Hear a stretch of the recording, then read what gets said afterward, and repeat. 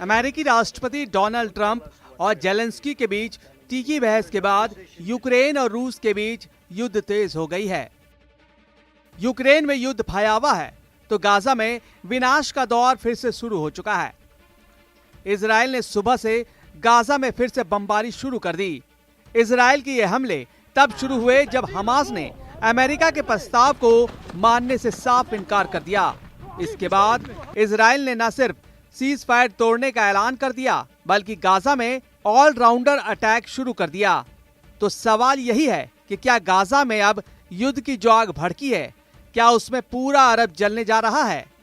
यही वजह है कि ईरान भी युद्ध की तैयारी कर रहा है, परमाणु बम बनाने की कोशिश में जुटा है। दुनिया आज भी महायुद्ध के उस मुहाने पर पहुंच गई है जहां करीब 1.5 साल पहले खड़ी थी। ट्रंप और जेलेंस्की में झड़प के बाद न सिर्फ यूक्रेन जंग की आग में भड़ गई है बल्कि गाजा युद्ध ने भी विकराल रूप ले लिया है। जिस वक्त यूक्रेन और यूरोप में एटमी विनाश का खतरा मंडरा रहा है, उसी वक्त अरब में भी महायुद्ध की आशंका बढ़ गई है। गाजा में इजराइल की बमबारी शुरू। दोनों मोर्चे पर विनाश का नया दौर ट्रंप की वजह से शुरू हुआ। यूरोप और यूक्रेन युद्ध विराम को तैयार नहीं हुए तो अमेरिका ने यूक्रेन युद्ध से अलग होने की घोषणा कर दी। इसी के बाद रूस ने यूक्रेन में जबरदस्त तबाही मचानी शुरू कर दी है। अमेरिका ने यूक्रेन की जो सप्लाई रोकी है उसे इजराइल को देना शुरू कर दिया है। इजराइल को अमेरिका से हथियारों की नई खेप मिली तो इजराइल ने गाजा में फिर से नरसंहार शुरू कर दिया। नेतन्याहू ने अमेरिकी राष्ट्रपति डोनाल्ड ट्रंप से बात की। अमेरिका से हरी झंडी मिलते ही नेतन्याहू ने सीज फायर तोड़ने का ऐलान कर दिया। इसी के साथ गाजा में इजराइल की बमबारी शुरू हो गई। गाजा में सीज फायर उस वक्त टूटा जब इजरायली एयरफोर्स ने ताबड़तोड़ बमबारी शुरू कर दी। मध्य गाजा में इजराइल ने एक इमारत को टारगेट किया। हमले में इमारत जमींदोज हो गई। उत्तरी गाजा के बेत हनून में इजराइल ने ड्रोन हमला किया। हमले में कई लोग मारे गए। खान यूनिस में इजरायली बमबारी से कई इमारत ध्वस्त हो गई।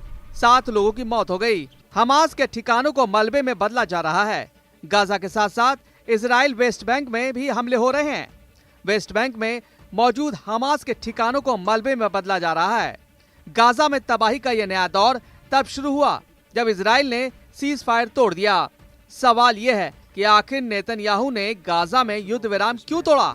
दरअसल इजराइल अमेरिकी प्रस्ताव के तहत रमजान तक सीज फायर को बढ़ाना चाहता था, लेकिन हमास इसके लिए तैयार नहीं हुआ। हमास का कहना है कि इजराइल दूसरे चरण की बातचीत नहीं कर रहा है, बातचीत के बजाय सीज फायर को बढ़ा रहा है। हमास ने इजराइल के इस प्रस्ताव को मानने से इनकार कर दिया तो इजराइल आग बबूला हो गया और इसी के बाद गाजा में विनाश का नया बवंडर आ गया। हमास के इनकार के बाद नेतन्याहू ने ट्रंप से बात की, अमेरिका की परमिशन ली और गाजा में सीज फायर तोड़ने का ऐलान कर दिया और फिर गाजा का वही हश्र हुआ जैसा पहले हो रहा था। अगर हमास नहीं माना तो नतीजे और भयावह होंगे। इजरायली सेना सिर्फ हमले ही नहीं कर रही बल्कि गाजा में मिलने वाली सभी तरह की मदद को भी रोक दिया है। इजराइल ने उन सभी क्रॉसिंग को बंद कर दिया है जिसके जरिए गाजा में राहत सामग्री जाती है। इजराइल के प्रधानमंत्री बेंजामिन नेतन्याहू ने 5 घंटे तक बैठक की। इस बैठक के बाद गाजा की मदद रोकने और हमले का आदेश जारी हुआ।